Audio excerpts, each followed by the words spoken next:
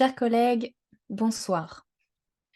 Vous l'avez vu au titre de mon discours, ce soir, contrairement à Hugo, je ne vais pas vous parler d'un sujet particulièrement léger et coloré, mais plutôt d'une actualité brûlante et sanglante. Les récentes attaques du Hamas contre Israël et la riposte de l'État hébreu. Avant de rentrer dans le vif du sujet, j'aimerais clarifier quelques points. Je ne suis ni juive, ni musulmane, ni chrétienne. Je n'ai pas de famille ou d'amis au Proche-Orient, d'où peut-être la singularité de ma réflexion, et je ne soutiendrai jamais la violence, sous quelque forme qu'elle se présente, surtout à l'encontre de civils et d'innocents. Ce discours se veut une réflexion personnelle sur des faits et des déclarations présentes ou absentes du débat public, et traduit une inquiétude face aux événements récents. Vous le savez, samedi dernier, le 7 octobre, le Hamas, un mouvement politique et armé considéré comme terroriste, a lancé une attaque contre Israël. L'offensive, intitulée Déluge d'Al-Aqsa, du même nom que la plus grande mosquée de Jérusalem, a fait pleuvoir plus de 5000 roquettes sur le territoire israélien. Les assaillants gazaouis ont franchi la frontière par voie terrestre à l'aide d'explosifs ou de bulldozers, d'autres par les airs, avec des parapentes motorisés. Des pick-up remplis de soldats armés se sont mis à tirer dans les rues ou sur des festivaliers. Ces combattants ont également déferlé sur des civils israéliens et des ressortissants étrangers dans des kibboutz, les prenant en otage pour servir de monnaie d'échange. L'Iran semble se frotter les mains en voyant les affrontements, qui auraient même été déclenchés avec son aide et son accord. C'est en tout cas ce qu'affirment des hauts responsables du mouvement islamiste palestinien et du mouvement libanais Hezbollah, sous couvert de l'anonymat. Des officiers, des gardiens de la révolution iranien, auraient mis sur pied cette opération complexe avec des responsables du Hamas, du Djihad islamique, une autre formation islamiste de Gaza, et du Hezbollah, lors des réunions qui se sont tenues à Beyrouth depuis août. Et l'Iran aurait donné son accord le 2 octobre dernier. Qu'y aurait-il dans la balance pour la République islamique? Tout simplement la fin, voire l'inversion, du rapprochement entre Israël et l'Arabie saoudite. Cette attaque coordonnée, traumatisante, a été qualifiée d'équivalent au 11 septembre ou aux attentats du Bataclan. Elle a suscité l'indignation internationale et le soutien de nombreux pays aux victimes, à leurs familles et à leurs proches. Ce qui est tout à fait normal et je partage bien sûr cette indignation, car tuer des civils sans sommation est contraire au droit international et doit être condamné. Mais, et c'est là qu'on entre peut-être dans un débat clivant, le soutien de pays comme la France, l'Allemagne ou les États-Unis, ou d'organisations internationales comme le Conseil de l'Europe ou l'Union européenne, a surtout été dirigé vers le peuple d'Israël ou l'État d'Israël, indiquant le droit du pays à se défendre. En voyant cela, j'ai ressenti un profond malaise. Je ne nie pas que le terrorisme soit répréhensible, non. Je trouve simplement que ces déclarations semblent légitimer, voire appeler à l'escalade du conflit et à la contre-attaque d'Israël, non pas seulement à l'encontre du Hamas, mais également contre les Palestiniens de manière générale. Ce discours me semble extrêmement dangereux. Et pour l'instant, la riposte à grande échelle d'Israël me paraît disproportionnée et surtout aveugle, sanguinaire, tuant civils et belligérants sans distinction.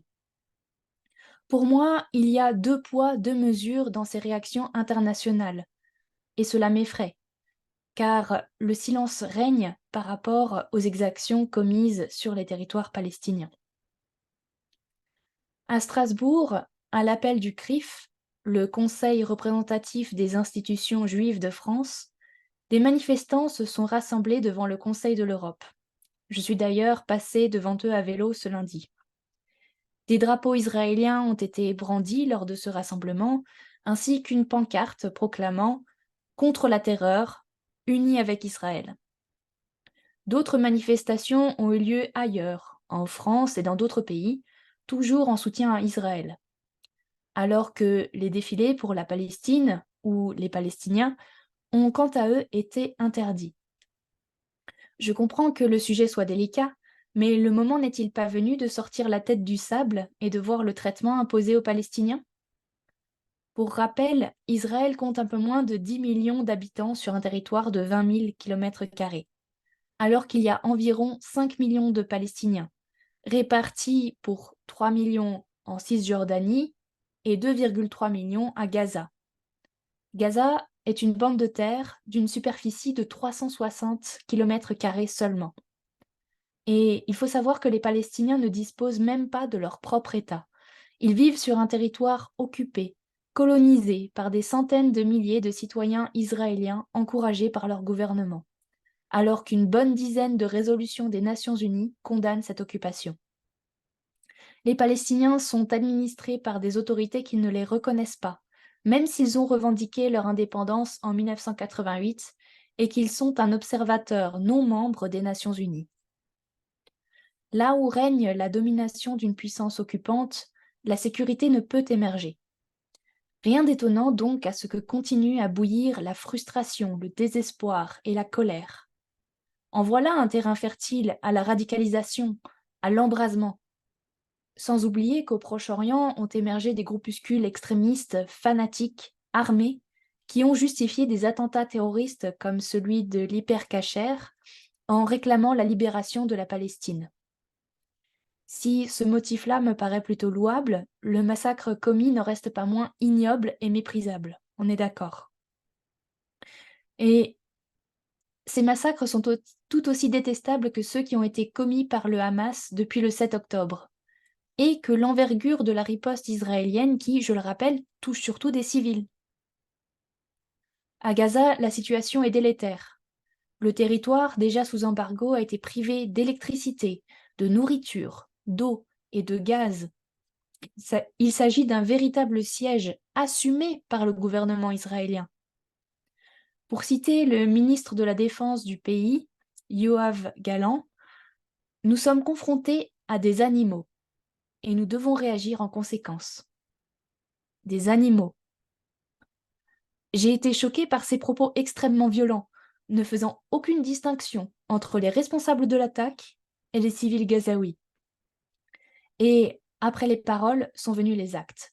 Des bombardements d'immeubles, d'infrastructures civiles, le siège du territoire, la privation des ressources élémentaires pour vivre, la famine et la pénurie d'eau qui guettent. Tout ceci sur un territoire extrêmement dense, où la vie était déjà difficile. Au moins 260 000 des 2,3 millions d'habitants de Gaza ont été déplacés, après avoir fui par crainte pour leur vie ou parce que leurs maisons ont été détruites par des frappes aériennes.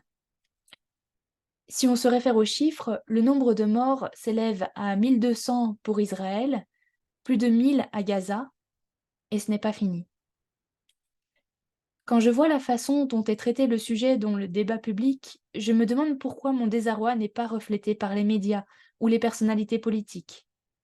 Je me demande pourquoi le désastre humanitaire causé à Gaza est traité sous l'angle du misérabilisme ou du sensationnalisme.